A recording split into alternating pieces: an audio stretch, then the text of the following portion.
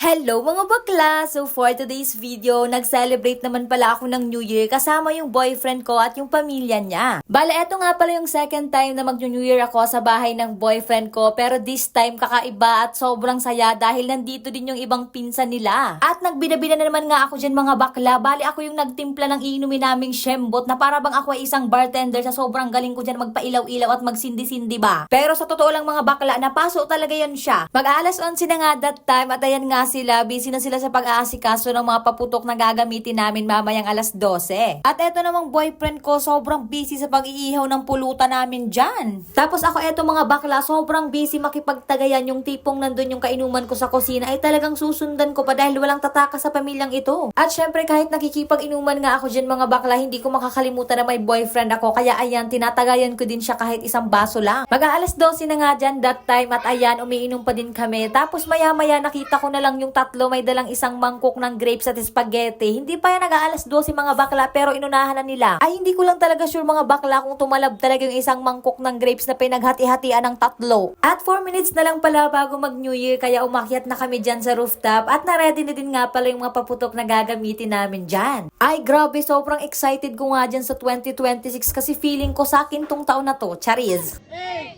7, 6, wala lang! Balaw! Isipin mo! 2, 1,